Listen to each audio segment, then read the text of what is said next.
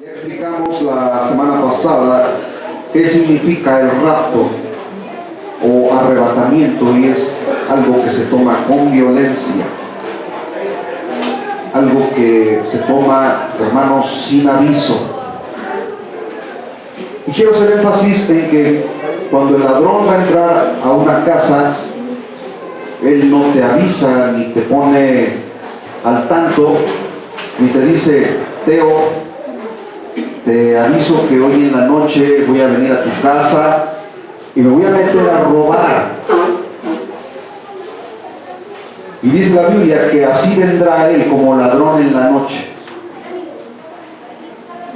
Nadie sabe el día y la hora, pero él vendrá. Dice, si el ladrón supiese,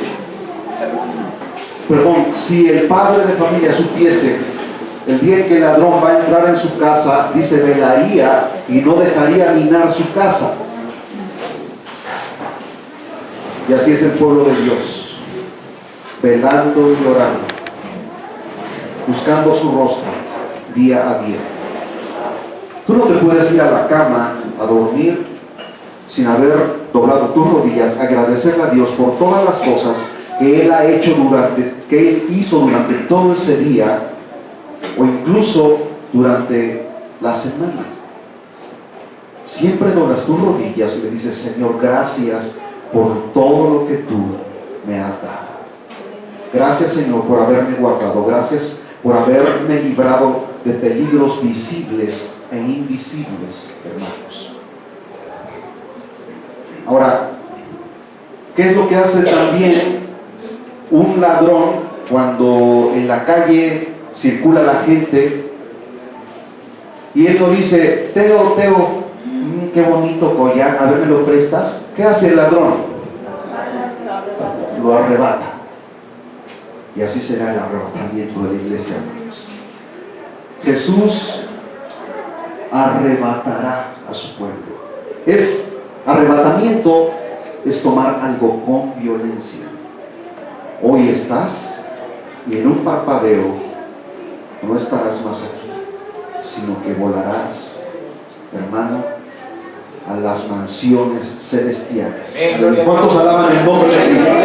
¿Cuántos bendicen el nombre del Señor? Y eso es lo que dice Primera de Tesalonicenses capítulo 4, que ya lo habíamos abordado, pero vamos a hacer un pequeño resumen para que podamos nuevamente enlazar el tema con lo que viene más adelante. El Señor descenderá de los cielos, versículo 16, con aclamación, con voz de arcángel, con trompeta de Dios, dice la Biblia, y los muertos en Cristo resucitarán primero.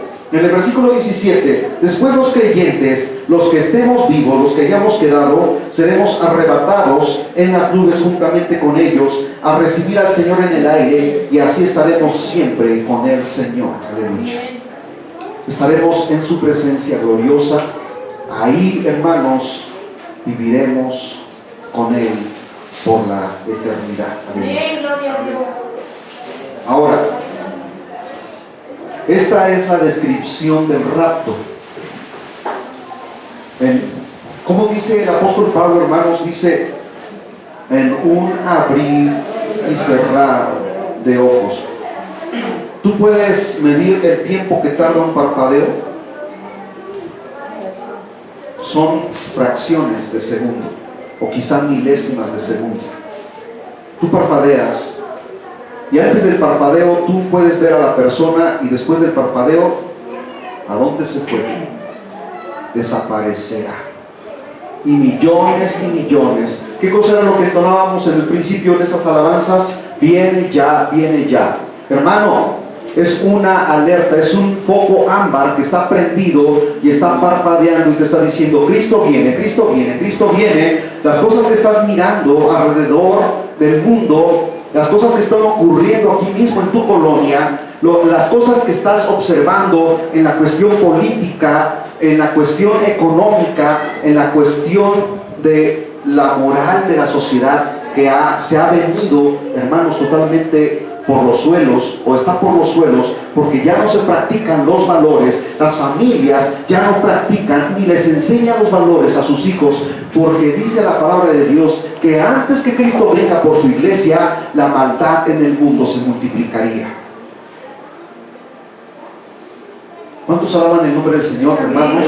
Porque todas estas cosas que están escritas aquí, que fueran escritas, hermanos, hace 2000 años atrás por nuestros, o que fueron declaradas por nuestro Señor Jesucristo hace 2000 años atrás, y que fueron plasmadas por los apóstoles en un libro conocido como la Biblia. Hoy tú lees la Biblia y tú te preguntas y dices, ¿cómo es posible que esas cosas que fueron escritas hace 2000 años atrás hoy se están cumpliendo con una exactitud impresionante?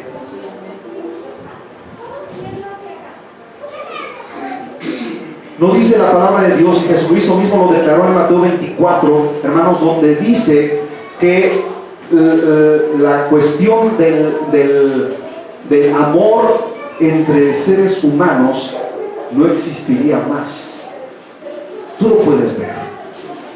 Cuando tú ves a alguien que está siendo asaltado o siendo secuestrado, tú no metes las manos, tú corres y te vas porque dices, no quiero que también a mí me toque.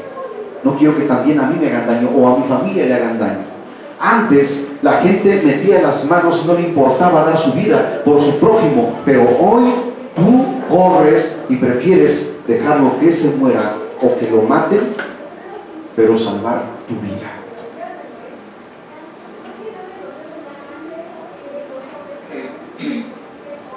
¿Cuánta gente en la calle, hermanos? Tú la ves caminando y tú no sabes los pensamientos que hay en ella. Quizá en ese momento va a matar a alguien, o quizá en ese momento está pensando en quitarse la vida, subirse a un puente muy alto o un edificio y arrojarse al vacío. Y tantas cosas que estamos viendo, hermanos. La gravedad de el cambio climático, y Jesús lo dijo, dice, veréis señales en los cielos y también en la tierra. Y el apóstol Pedro escribió y dice, y el firmamento, hermanos, los cielos, dice que se estremecerían como una cortina cuando es soplada por el viento. Dice, y el bramido del mar provocaría expectación y gran pavor en la humanidad a causa de su bramido. Y no hemos visto grandes tsunamis que se han tragado pueblos enteros. En el 2014, hermanos, supimos de un terremoto que hubo en Tailandia, en esos archipiélagos, allá en esos países de Asia,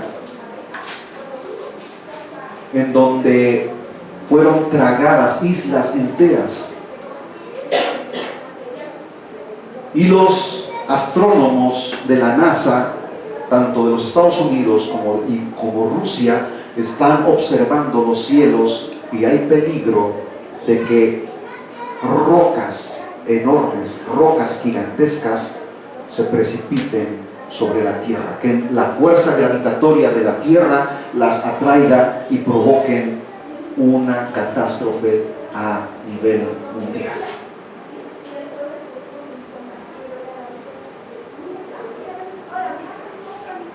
Hace algunos años atrás escuchábamos en las noticias, pero de alguna manera no lo quieren dar a conocer abiertamente porque no quieren provocar expectación o temor o pavor en la humanidad. Y es que anduvo circundando una roca de dimensiones enormes, dicen que como del tamaño de Texas, esa roca enorme conocida como Apophis, o le pusieron ese nombre Apophis, que dicen que, hermanos, tiene una órbita elíptica y que pasó muy cerca de la Tierra, y nos libramos de que esa roca fuese atraída por la fuerza de gravedad. pero en su circundar en el espacio volverá a retornar y quizá pase más cerca. Los cálculos matemáticos indican que hay una probabilidad muy cercana a que la Tierra lo pueda atraer y caer en la superficie de la Tierra. La Biblia habla, hermanos, en el libro de Apocalipsis, y dice: y vi una montaña enorme caer sobre la tierra. ¿Y cómo la llama la Biblia? Ajenjo. ¿Qué es el ajenjo? Es una hierba amarga. Bueno, pues esa roca contaminará todos los yacimientos, hermanos, o los mantos acuíferos de la tierra, y el agua será el líquido vital más caro sobre la faz de la tierra, en el que los seres humanos no pagarán millones por un anillo de oro o un diamante o un zafiro, sino pagarán millones por un vaso de agua.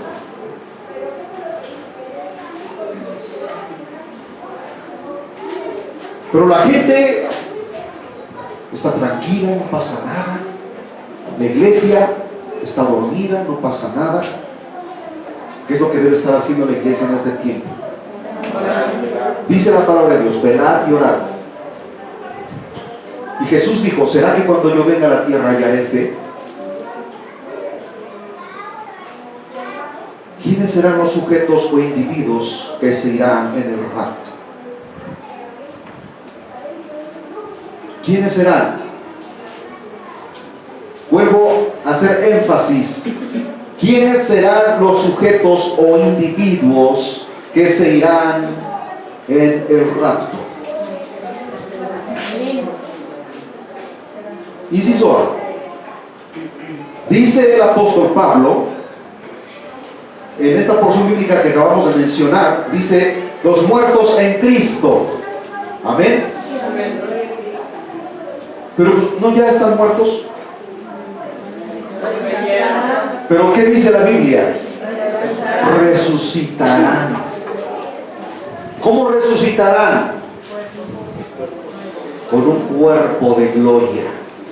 Ese mismo cuerpo no será un sustituto de, sino ese cuerpo allí putrefacto, ya incluso a lo mejor tiene años, tiene siglos allí de haber muerto, pero el simple hecho de que creyó en Jesús y aceptó a esa persona, a Cristo Jesús, como su único y suficiente Salvador, tiene la esperanza viva, murió con esa esperanza viva de que en el día de la resurrección, de la cual habla el apóstol Pablo en 1 Corintios capítulo 15, y lo vamos a ver ahorita, hermanos, dice: se siembra corruptible, se levantará en un cuerpo incorruptible.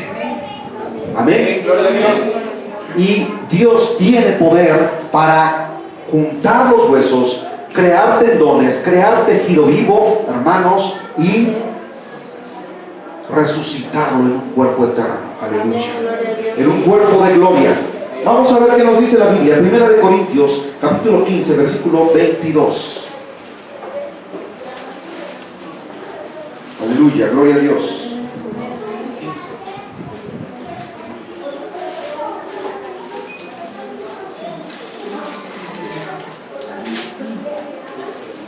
Dice la palabra: porque así como Adán, todos mueren.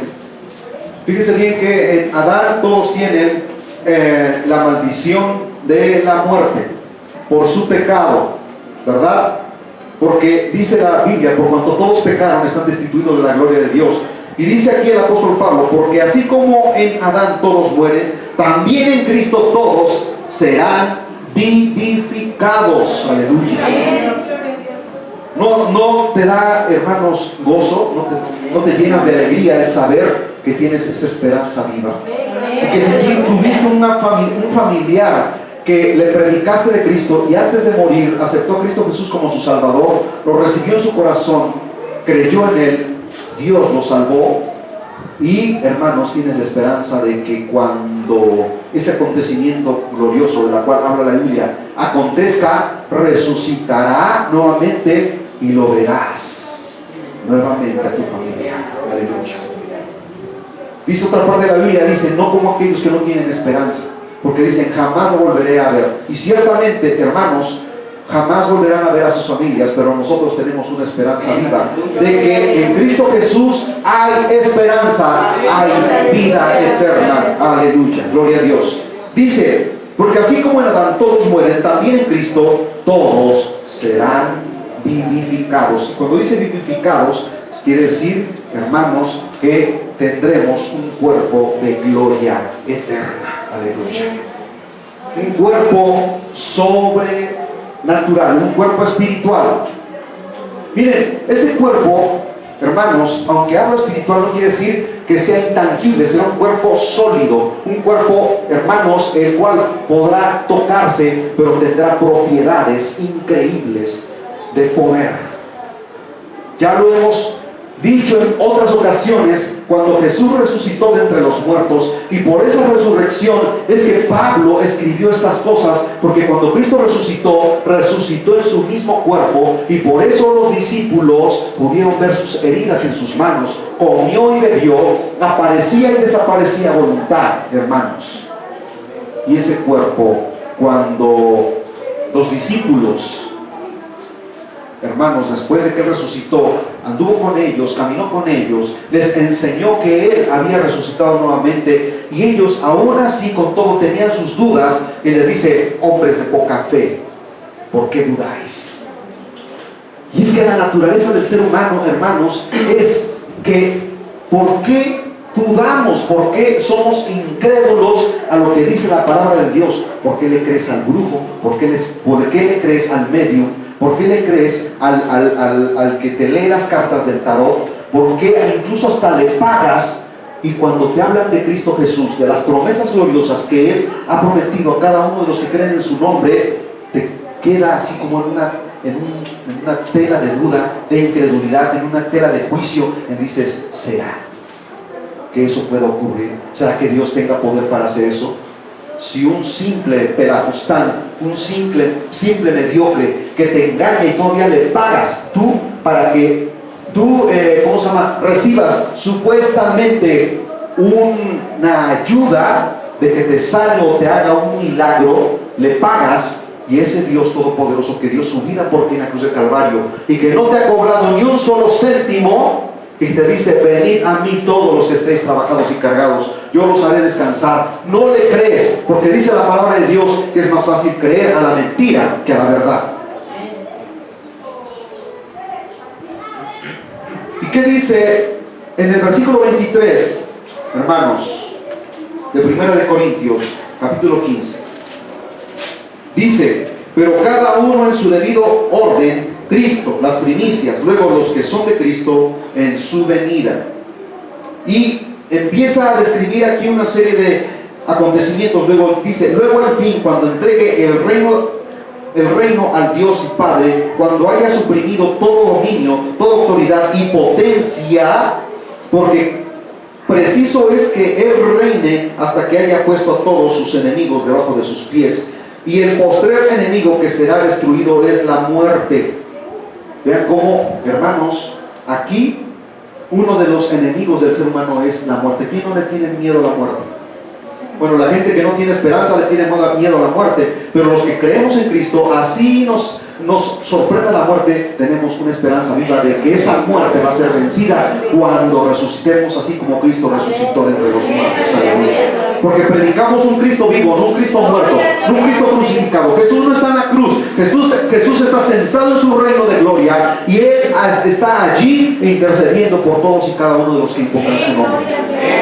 Y dice el versículo 26, y el postrer enemigo que será destruido es la muerte, porque todas las cosas las sujetó debajo de sus pies. Y cuando dice que todas las cosas han sido sujetadas a Él, claramente se exceptúa a aquel que sujetó a Él todas las cosas, o sea, hablando de sí mismo, ¿sí? Él tiene sujetas, o sea, en pocas palabras, tiene todo el control en su mano y en su palabra. Pero luego que todas las cosas le estén sujetas, entonces también el Hijo mismo se sujetará al que le sujetó a Él todas las cosas, para que Dios sea todo en todos. Amén, gloria a Dios. De otro modo, ¿Qué harán los que se bautizan por los muertos si en ninguna manera los muertos resucitan? ¿Por qué pues se bautizan por los muertos? ¿Y por qué nosotros peligramos a toda hora? Os aseguro, hermanos, por la gloria que de vosotros tengo en nuestro Señor Jesucristo, que cada día muero. Si como hombre batallé en Éfeso contra fieras, ¿qué me aprovecha si los muertos no resucitan? Comamos y bebamos, porque mañana moriremos.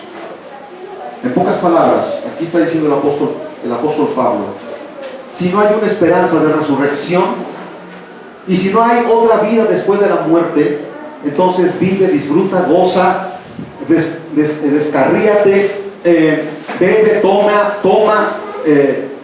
húndete en el pecado, revuélcate en el pecado, al fin que cuando te mueras ahí se acabó todo y no hay nada más allá. Eso es lo que está diciendo aquí. Pero, hermanos, si como hombre aquí dice, si como hombre batallé en Éfeso contra fieras, ¿qué me aprovecha si los muertos no resucitan? Comamos y bebamos, porque mañana moriremos. No erréis, las malas conversaciones corrompen las buenas costumbres. Velad debidamente y no pequéis, porque algunos no conocen a Dios. Para vergüenza vuestra lo digo. Pero dirá alguno, ¿cómo resucitarán los muertos? ¿Con qué cuerpo vendrán? Necio, lo que tú siembras no se vivifica, sino muere antes. Y pone más adelante un ejemplo en cuestión de una semilla, cuando tú la siembras en el suelo. Dice, y lo que siembras no es el cuerpo que ha de salir, sino el grano desnudo, ya sea de trigo o de otro grano. Pero Dios le da el cuerpo como Él quiso, y cada semilla su propio cuerpo. No toda carne es la misma carne, sino que una carne es la de los hombres, otra carne es la de las bestias, otra de los peces y otra de las aves. Y hay cuerpos celestiales y cuerpos terrenales, hablando, hermanos, de los ángeles. Pero una es la gloria de los celestiales y otra de los terrenales. Una es la gloria del sol, otra la gloria de la luna y otra la gloria de las estrellas. Vean cómo en los mismos astros hay diferentes categorías, hermanos, y el apóstol Pablo las manifiesta aquí. Dice, pues una estrella es diferente de otra en gloria. Y no dice la astronomía que existen estrellas que son más grandes que aún nuestro sistema solar. Nuestro sistema solar completo cabe dentro de una estrella. ¿Quién hizo esas cosas, hermanos? Pero lo dices así con deberías decir, mi Dios, mi Señor, Él es el que hizo. Aunque la gente diga y aunque la ciencia diga que el universo fue obra de la casualidad, no es obra de la casualidad, porque hay evidencias claras de que hay un ser inteligente que puso todas las cosas en orden, y por ella, dice la palabra, subsisten. Un vehículo, la tecnología de los vehículos no aparece de la nada. Hubo un ser, una persona que la diseñó, la fabricó, y por eso está. El universo no existe nada más así porque sí. El universo tiene leyes establecidas, y la misma ciencia se sorprende de que todo tiene un orden establecido. ¿Creen ustedes que del caos puede surgir el orden? Sí. Tú puedes agarrar un grupo de canicas, unas 50 canicas, aventarlas al aire y caer formaditas una sobre otra como tú quieres o como tú quisieras, ¿verdad que no? ¿Qué es lo que ocurre? Se desparraman y todas quedan desperdigadas. Pero en el universo, hermanos, existe un orden total. Leyes establecidas por Dios. ¿Quién estableció esas leyes allí? ¿La casualidad? ¿La explosión? ¿Qué es lo que ocurre cuando algo explota? No todo se desparrama y todo queda en un total desorden. Pero Dios es un Dios de orden.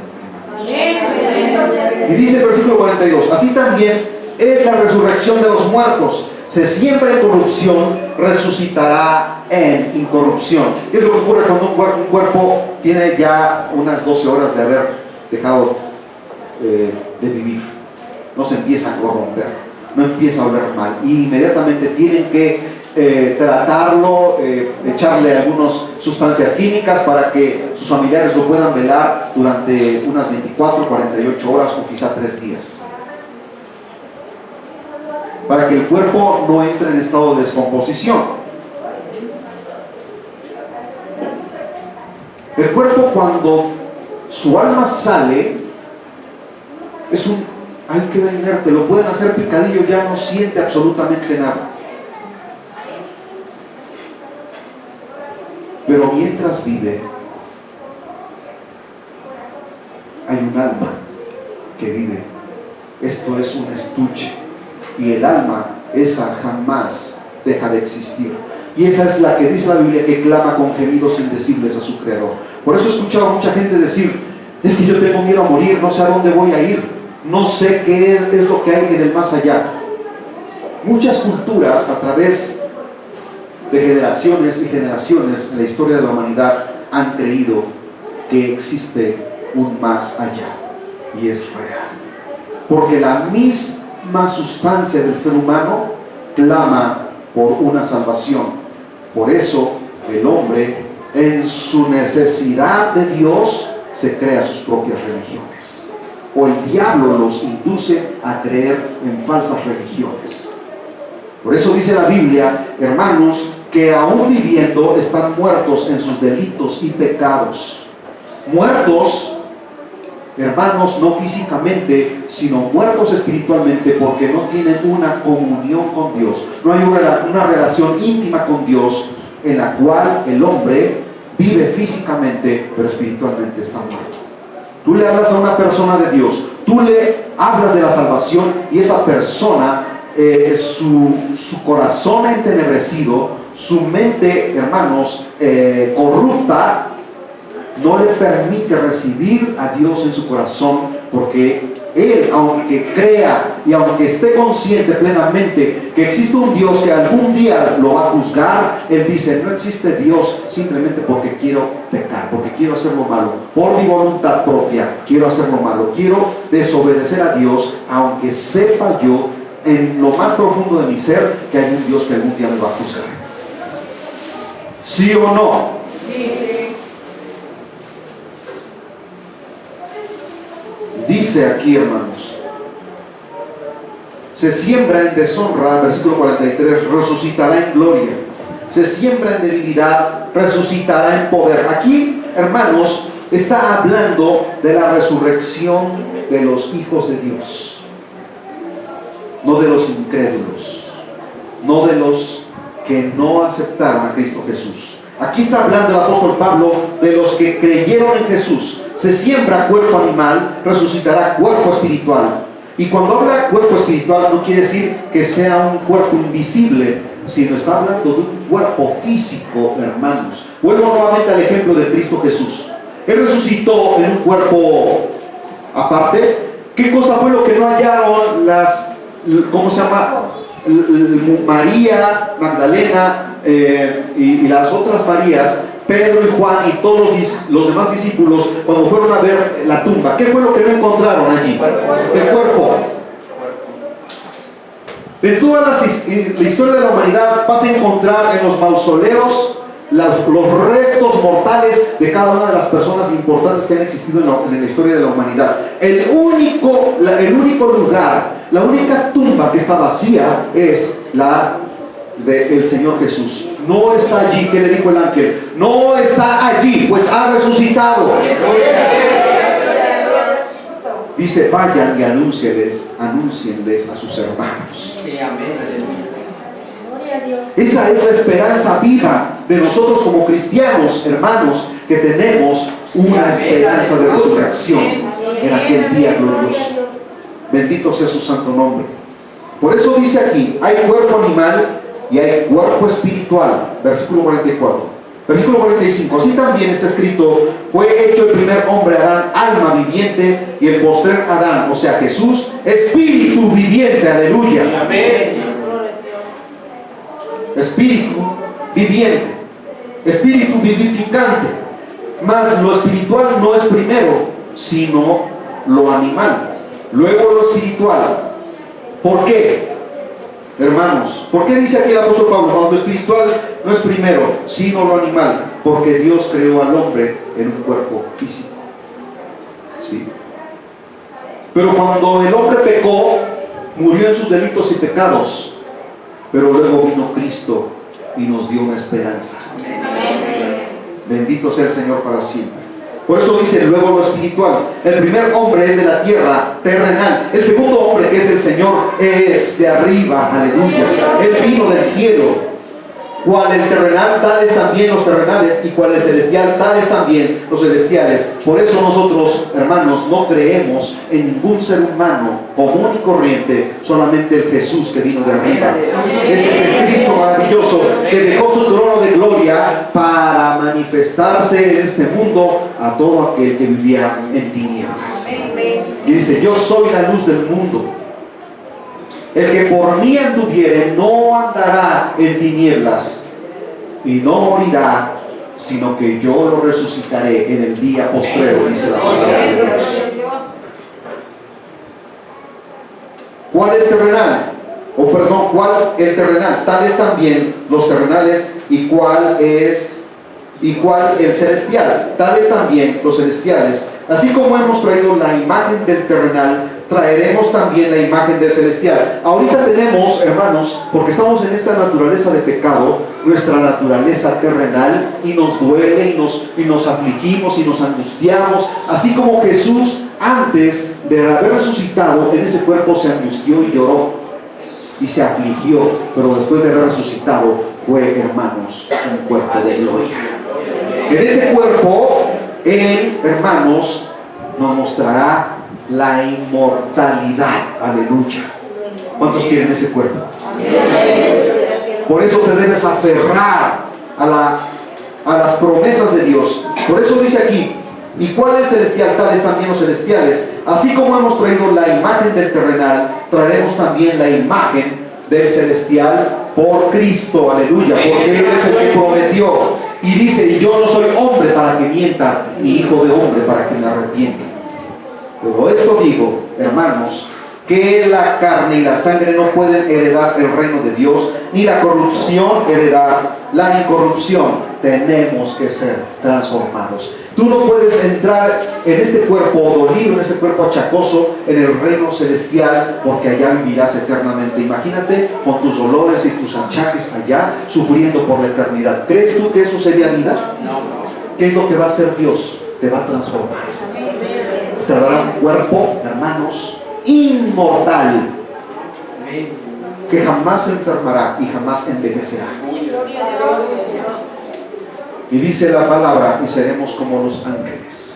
No importa que tú ya estés por la edad, todos, ¿verdad?, en nuestra naturaleza de pecado, morimos instantáneamente espiritualmente, porque Dios se apartó de nosotros, y físicamente, gradualmente, a causa del pecado. Y vemos que conforme van pasando los años, nos vamos demacrando, la piel se nos va cayendo, deja de haber esa firmeza en nuestra piel, y nos vamos arrugando poco a poco, y empiezan los dolores y los achaques. Pero, hermanos, la palabra de Dios dice que seremos transformados en un cuerpo de juventud eterna. He aquí os digo un misterio, y aquí es donde está, hermanos, lo maravilloso. El misterio que el mundo no conoce nos ha sido revelado a los que somos hijos de Dios. Aleluya. No todos dormiremos, pero todos seremos transformados. Cuando él habla aquí, no todos dormiremos, no está hablando de un sueño físico, sino de la muerte. Hay muchos que han partido ya y se han adelantado y están en la presencia de Dios, pero dice aquí: no todos dormiremos, o sea, no todos moriremos antes que Él venga, sino los que estemos vivos, que dice aquí más adelante. ¿En cuál íbamos? En el 52. 52. Dice: en un momento, en un abrir y cerrar de ojos, a la final trompeta, porque se tocará la trompeta, y los muertos en Cristo, aquí está hablando de los muertos en Cristo, hermanos, serán resucitados incorruptibles, y nosotros los que estemos vivos, seremos transformados. Porque es necesario que esto corruptible se vista de incorrupción y esto mortal se vista de inmortalidad. Y cuando esto corruptible se haya vestido de incorrupción y esto mortal se haya vestido de inmortalidad, entonces se cumplirá la palabra que está escrita: sorbida es la muerte en victoria. La muerte ya no tendrá autoridad ni poder sobre nosotros, porque seremos inmortales, seremos, dice la Biblia, como los ángeles que ya no mueren. Aleluya. ¿Dónde está la muerte? Así como haciendo una burla, ¿verdad? El apóstol dice: ¿dónde está, oh muerte, tu aguijón? ¿Dónde, oh sepulcro, tu victoria? Un interrogante así como diciendo: ya no tienes autoridad sobre mí, porque yo soy de Cristo para siempre. Ya que el aguijón de la muerte es el pecado y el poder del pecado, la ley. Mas gracias sean dadas a Dios, que nos da la victoria por medio de ¿quién? De nuestro Señor. De nuestro Señor Jesucristo. Aleluya. Así que hermanos míos, amados, estad firmes y constantes, creciendo en la obra del Señor siempre, sabiendo, miren esto, que vuestro trabajo en el Señor no es en vano. Tú no has creído en vano en el Señor Jesucristo. Tienes una esperanza viva, una fe, hermanos, una fe tangible. Amén. Tangible. ¿Por qué digo tangible? ¿La fe se puede ver? Bueno, a ver, ¿qué cosa fue lo que dijo Jesús cuando vio a los que bajaban al paralítico? Y dice: y vio la fe de ellos. Literalmente, o sea, tú dices, bueno, o sea, no es algo tangible, pero se puede manifestar en la persona y puede ser visible en la persona, hermanos. La fe es algo, podríamos decir, abstracto. Algo que no puedes ver, como las matemáticas, ¿verdad? Las ciencias exactas, pero las matemáticas, si tú no las aplicas en la construcción de los edificios, y aún el mismo universo está regido por las matemáticas, hermanos, hay matemática allí. Y las puedes ver, pero ahí está. Las leyes de la física, aquí en este planeta y en el universo, rigen nuestro universo. Las puedes ver, pero ahí está. Así es la fe. No la puedes ver, pero la puedes sentir. Es como el aire, tú no lo ves, pero sopla y lo sientes y lo inhalas. Esa es la fe, hermanos. Creer en las cosas que no se ven y creer en ellas y creer que serán realidad, porque tú estás creyendo en alguien que tiene poder. Amén. ¿Tú crees que tu familiar que murió en Cristo Jesús resucitará? Yo sí creo y tengo esa fe firme de que veré, hermanos, a mis hermanos que no conocí, que murieron siendo ni bebés recién nacidos, pero sé, hermanos, que están allá con Él y los veré. Y veré a mi Padre que también predicó este mensaje, esta palabra, y Él nos enseñó este mensaje, y veré y lo contemplaré y lo abrazaré y le diré: papá, gracias por habernos enseñado este camino, esta verdad. Y esa es la firmeza, hermanos, en lo que hemos creído. Amén. Ahora, los creyentes vivos, 1 Corintios capítulo 15, versículos 51 y 52. Volvamos nuevamente. He aquí os digo un misterio: no todos lo miremos, pero todos seremos transformados. Ya lo he explicado antes. No todos, cuando dice lo miremos, quiere decir no todos estaremos muertos antes que Él venga. Unos habrán muerto, pero tienen esa esperanza. Amén. En el versículo 52, en un momento, en un abrir y cerrar de ojos, a la final trompeta, porque se tocará la trompeta y los muertos serán resucitados incorruptibles, y nosotros seremos transformados. Ahora, ¿qué nos dice Primera de Tesalonicenses, capítulo 4, versículo 16? Porque el Señor mismo, con voz de mando, con voz de arcángel, con trompeta de Dios, descenderá del cielo y los muertos en Cristo resucitarán primero. O sea, explico esto, aunado a lo que dice, hermanos, en el versículo 52 de 1 Corintios capítulo 15. Nosotros no nos adelantaremos antes que los muertos resuciten en Cristo. Porque dice aquí, y los muertos en Cristo resucitarán primero. Dice el versículo 17, luego nosotros, los que vivimos, los que hayamos quedado, seremos arrebatados juntamente con ellos en las nubes, para recibir al Señor en el aire, y así estaremos siempre con el Señor. Pero hago énfasis en esto y quiero explicar aquí un poquito para que no haya confusión. El arrebatamiento de la iglesia, hermanos, no es la segunda venida de Cristo. El arrebatamiento de la iglesia será, hermanos, en el que el Señor vendrá, pero no se hará visible, sino que Él estará allá arriba en el espacio y nosotros lo alcanzaremos a Él allá, ¿verdad? Nosotros estaremos allá y después Él vendrá. ¿Saben cuál es la tradición judía que es contraria a nuestra costumbre cuando ocurre una boda? En la costumbre judía, cuando una pareja de enamorados se casan, no es el varón el que espera a la novia, sino es la novia la que espera al varón, al novio. Y la Biblia aquí dice, hermanos, que en las bodas del Cordero nosotros subiremos allá por el poder del Espíritu y estaremos en el espacio esperando a nuestro Señor, y entonces Él vendrá y nos tomará y nos llevará a las mansiones celestiales. Amén. ¿Cuántos alaban el nombre del Señor? Gloria a Dios. Bendito sea su santo nombre. Eso es lo que, hermanos, ocurrirá. Ahora, ¿cuándo será la segunda venida? En breve. Mientras aquí en el mundo, una vez que ocurra el arrebatamiento de la iglesia, inmediatamente se manifiesta el hombre de pecado, el hombre de maldad, el hombre de iniquidad, dice la Biblia, y en el mundo entero todo el mundo lo contemplará a través de los medios de comunicación. 7 años de bodas allá en el cielo, de fiesta en el cielo, y aquí en la tierra 7 años de tribulación.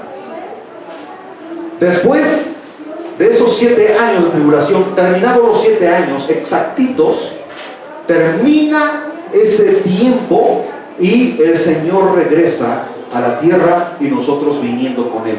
Ahí es donde Él será visible, y dice la Biblia, y todo ojo le verá.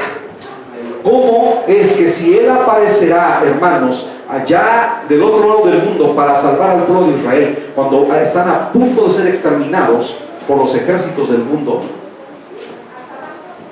Porque se levantarán las naciones enteras y a una sola, hermanos, con sus pertrechos de guerra, con su tecnología militar que existirá en ese tiempo,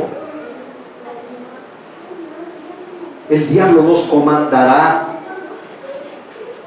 e irá a esa guerra que la Biblia habla, que se conoce como el Armagedón, en el valle de Megiddo o en el valle de Jezreel. En ese valle, hermanos, se han librado muchas batallas, y cuando Napoleón invadió el Medio Oriente, él contempló arriba de una montaña ese valle y dijo: este es un lugar para, ¿cómo se llama? Tácticas de guerra. Es el lugar propicio para una guerra a grandes dimensiones. Y no dijo mentira, porque allí será la guerra del Armagedón.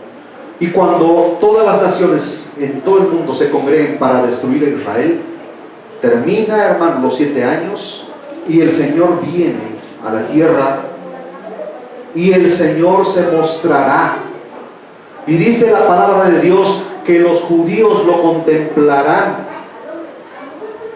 Y dice: ¿quién es aquel que viene en las nubes? Y escucharán una voz que les dirá: este es su Mesías, al cual ustedes traspasaron. Y dice que se lamentarán con gran lamento y llorarán y creerán en Él. Y entonces todo Israel será salvo. Cuando dice la Biblia, y el mundo entero lo verá, hermanos, muchos hacen alusión a las tecnologías, porque existen satélites que constantemente están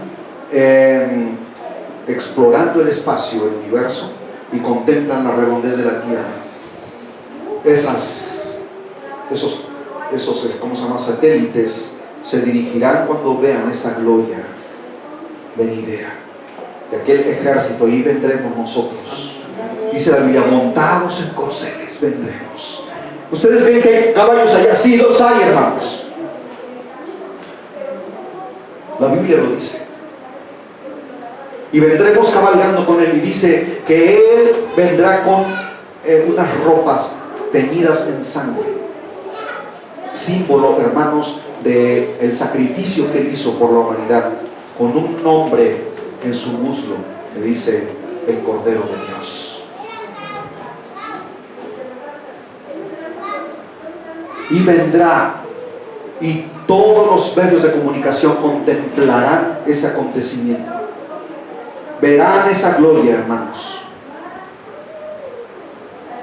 Por ahí he visto muchos videos del telescopio Hubble, cómo ese telescopio, hermanos, ha alcanzado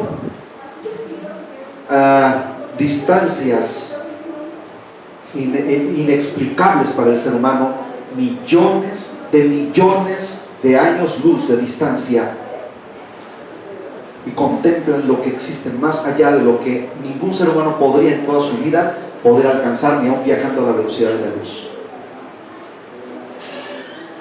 Pero el Señor, hermanos, en las bodas del Cordero, escuchen esto, el hombre se preocupa por sus tecnologías y está lanzando sondas espaciales a Marte, ya la lanzó a la Luna y ahora quieren conquistar Marte, ¿verdad? Y nosotros en las bodas del Cordero exploraremos el universo. Exploraremos el universo, hermanos. Él nos llevará a esa luna de miel. Gloria a su nombre para siempre, y veremos esas constelaciones. Veremos esos, hermanos, esas galaxias que están a millones de años luz. Y viajaremos con Él, hermanos. Y seremos transportados. Y no habrá nada que nos lo impida.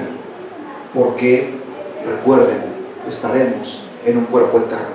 No te preocupes, dicen, ay, son 10 millones de años luz. Bueno, estarás allí en un instante. ¿Saben por qué? Porque Dios tiene el poder para hacerlo. Miren, hermanos, quiero hacer un pequeño breviario aquí explicando algunas cosas. Ustedes nos han preguntado cómo es que los ángeles inmediatamente cuando tú clamas a Dios, dice el Señor en el libro de los Hebreos, hermanos, dice, y los espíritus ministradores están al cuidado de su pueblo. ¿Cómo es que ellos están haciendo un santiamén? ¿Cómo es que ellos están allá y en un instante aparecen y te guardan de un peligro o de la muerte? La misma ciencia ha descubierto que existen en el universo agujeros que la ciencia les ha llamado agujeros de gusano o agujeros negros, en el cual son como puentes en el cual tú viajas de un universo a otro universo en un instante. ¿Cómo es que un alma cuando muere en Cristo puede llegar allá? Ella no puede llegar porque nunca ha estado allá. ¿Qué es lo que hace? No dice la Biblia, dice, viene un ángel y lo lleva. Ese ángel conoce el camino. ¿A dónde está, hermanos, el reino de los cielos? ¿A dónde está? Nadie lo sabe, ni la misma ciencia lo ha descubierto. Pero los ángeles vienen por su pueblo, aquellos que mueren en Cristo, y se llevan su alma y la llevan a la presencia de Dios. Eso es lo maravilloso que Dios hace con cada uno de los que creen en su nombre. ¿Cuántos creen en estas promesas? ¿Cuántos creen en su poder inefable? Bendito sea su santo nombre. Ahora, dice aquí, pues el rapto incluye solo a los salvos. Este es, hermanos, el meollo del asunto por el cual tú debes estar aferrado a Dios. No todos irán allá, porque dice aquí el autor de este libro, dice, ¿cuáles son los sujetos o individuos que se irán en el rapto? Dice, en el rapto solamente irán los salvos. Los no salvos permanecerán en la tierra para juicio. Ahora, ¿a dónde hay una referencia en la Biblia? Vamos a Lucas capítulo 3, versículos 25 al 27. Dice, después que el padre de familia se haya levantado y cerrado la puerta, o sea, hablando de Jesús, y estando fuera, empecéis a llamar a la puerta diciendo, Señor, Señor, ábrenos. Él respondiendo dirá, no sé de dónde sois. Entonces comenzaréis a decir, delante de ti hemos comido y bebido, y en nuestras plazas enseñaste. Pero os dirá, os digo que no sé de dónde sois, apartaos de mí todos vosotros, hacedores de maldad. O sea, hay gente, hermanos, que solamente vive una religión, y pueden estar viviendo una religión congregándose en una iglesia y no ser salvos. Y no es algo que yo me esté conjeturando o algo que yo esté imaginando o algo que yo esté inventando en este momento, pero aquí la palabra de Dios es clara, y el que habla aquí es Jesús, cuando dice, entonces comenzaréis a decir, versículo 26, delante de ti hemos comido y bebido, y en nuestras plazas enseñaste. Pero os dirá, os digo que no sé de dónde sois, apartaos de mí, vosotros, hacedores de maldad. Y en otra parte de la Biblia dice, apartaos de mí, malditos, al fuego eterno preparado para el diablo y sus ángeles. ¿Quiénes serán los que entren en la ciudad celestial? Y nos dice la palabra de Dios, hermanos, en el libro de los Corintios, dice, porque ninguna cosa sucia e inmunda entrará en el reino de los cielos, ni los borrachos, ni los fornicarios, ni los adúlteros, ni los afeminados, ni los que se echan con varones, ni los mentirosos, ni los homicidas, ni los parricidas, ni ninguna cosa sucia e inmunda entrará en el reino de los cielos, sino aquellos que hacen la voluntad de mi Padre que está en los cielos. Hermanos, esa ciudad es gloriosa, es maravillosa, es inimaginable.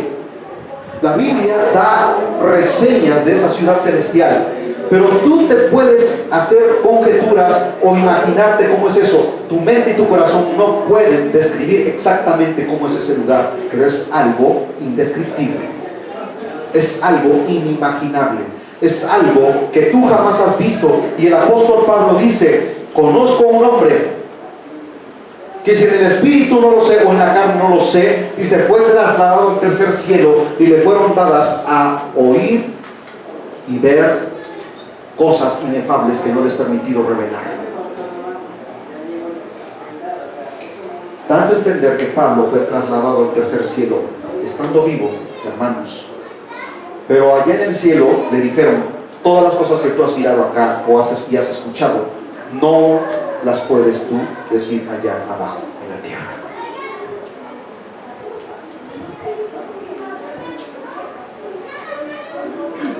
Y dice la Biblia que para cada uno de los que han creído en su nombre, que han sido lavados y comprados en la sangre del Cordero, dice, Él colocará una corona de oro finísimo en tu cabeza.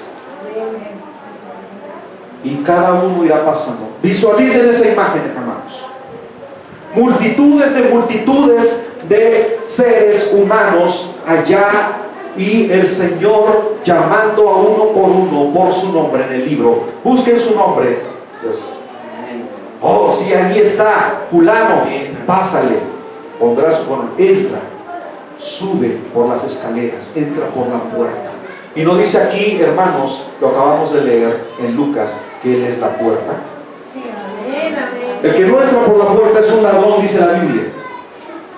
Así que no te dejes engañar. Solamente en Jesús hay salvación. Yo soy la puerta. Y es la puerta estrecha, porque estrecho y angosto es el camino que conduce a la vida eterna. Alto y espacioso es el camino que conduce a la perdición, y muchos van por él, dice la Escritura. Así que este es un camino, el camino del Evangelio, el camino de la santidad, el camino de los verdaderos cristianos. Es un camino escabroso, es un camino pedregoso, es un camino tortuoso, es un camino lleno de problemas, de dificultades, en el que te vas a caer, te vas a tropezar, pero te volverás a levantar y seguirás el camino, porque sabes que dentro de esas dificultades en la vida hay algo que vale la pena alcanzar allá al final.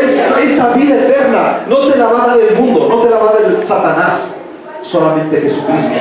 Y esa, hermanos, esa herencia que Él tiene preparado allá para cada uno de los que han creído en su nombre, hermanos, no la puedes comparar ni con las riquezas más gloriosas que existen aquí en la tierra, allá en Dubái, en donde existen, dicen que hasta los carros, los vehículos Ferrari, vehículos carísimos, están forrados en oro. Esa es basura, esa es vanidad en comparación de lo que Dios tiene preparado allá. Hermanos, ¿cuántos quieren estar allá? Bendito sea el Señor para siempre, aleluya. Dice: los no salvos permanecerán en la tierra para juicio. Lucas 13, del 25 al 27. Y ya lo leímos, ¿verdad? Ya lo leímos aquí. Ahora, segunda de Tesalonicenses capítulo 2, versículos 11 al 12. Y aquí nos detenemos nuevamente, hermanos, para continuar la próxima semana. Son temas verdaderamente profundos y también muy interesantes. Segunda de Tesalonicenses, amén, capítulo 2, versículos 11 al 12. Dice: por esto Dios les envía un poder engañoso para que crean la mentira. ¿A quiénes? A los inconversos, a los rebeldes, a fin de que sean condenados todos los que no creyeron a la verdad, sino que se complacieron en la injusticia. ¿Hasta qué versículo? Hasta el 12 nada más. ¿Qué es lo que, hermanos, Dios permite cuando a una persona se le habla del Evangelio y ésta rehúsa creer en el Evangelio, o se burla del Evangelio, o se burla de Cristo Jesús y lo rechaza rotundamente? Dice que les manda un espíritu que los hace errar más en su camino para que se pierdan eternamente. Porque esta voluntad, hermanos, en el libre albedrío del ser humano, y Dios no quiere a nadie a la fuerza. Jesús dijo: el que quiera, yo no voy a forzar a nadie, es voluntario. Tú quieres aceptar este plan de salvación, este regalo de Dios, acéptalo, recibe a Cristo en tu corazón. Pero si en tu libre albedrío decides rechazar este regalo de Dios, estás en la estás en tu libertad de rechazarlo, pero una condenación te espera eternamente, eterna. Así como Dios ha prometido una salvación eterna, también a los condenados los atormentará eternamente. Y no porque no que Dios es amor. Sí, Dios es amor, pero también es un Dios de justicia que Él juzgará inquebrantablemente.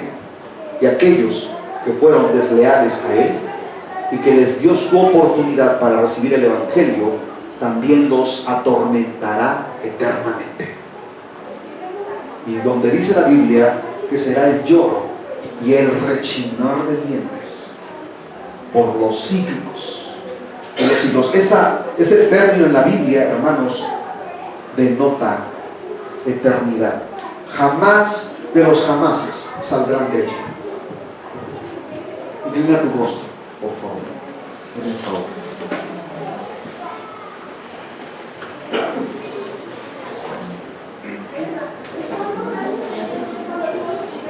Padre eterno, si tú quieres doblar tus rodillas, hazlo, hermano. Es necesario que nos humillemos delante del Señor, que reconozcamos que solamente humillándonos delante de Él podemos, hermanos, recibir su perdón, su misericordia. Dice 2 de Crónicas, capítulo 7, versículo 14: si mi pueblo se humillare, si mi pueblo se inclinara delante de mí y oraren a mí desde la tierra, dice, yo oiré desde los cielos, tendré misericordia de ellos, perdonaré sus pecados y sanaré su tierra. Cada uno de nosotros, hermanos, necesitamos humillarnos delante de Dios y decirle: Señor, no he caminado en tu voluntad, he hecho lo que se me ha pegado la gana, he sido un hijo rebelde, he sido una persona que es reacia a tu palabra, como un hijo rebelde cuando no quiere hacer lo que su padre le manda, cuando su madre le manda hacer algo. Así me he rehusado a obedecer tu palabra, Señor. Ten misericordia de mí, ayúdame, límpiame, y te ruego, Señor, que me perdones. Quiero hacer tu voluntad, Dios mío. Quiero, Señor, buscar tu rostro. Quiero humillarme delante de ti. Reconozco que solamente contra ti, Señor, he pecado. Reconozco, Señor, que mi vida ha sido un perfecto desorden. Ven, Señor, envía tu Espíritu Santo y ordena mi vida, Dios mío. Ordena mi vida, ordena mi familia, ordena mi hogar. Que sea yo, Señor Dios Todopoderoso, un hombre, una mujer con decisiones firmes. Como dijo Josué al pueblo de Israel, dice: yo no sé si ustedes habrán de seguir a nuestro Dios, pero yo y mi casa serviremos a Jehová. Y esa es la decisión que cada uno de nosotros debemos tomar. Decisiones firmes para que nuestras vidas puedan ser bendecidas. Muchas veces tú clamas, tú pides a Dios, Dios no responde, Dios no te escucha, porque hay desobediencia, porque hay en tu vida cosas que a Dios no le agradan. Y que padre hay que a su hijo lo recompensa en desobediencia. Si tú aquí en la tierra muchas veces reprendes a tu hijo cuando no te obedece, ¿cuánto más nuestro Padre Celestial no nos reprenderá cuando nos ve totalmente desviados del camino? Tu palabra dice, Señor, que tú al hijo que amas, a ese reprendes, Dios mío. Tú quieres que nuestras vidas sean de obediencia, de rectitud delante de ti, bendito Dios. Perdona, Señor, nuestra falta de responsabilidad delante de ti, y ayúdanos, Dios bendito y santo, a obedecer tu palabra, a, Señor, vivir la palabra.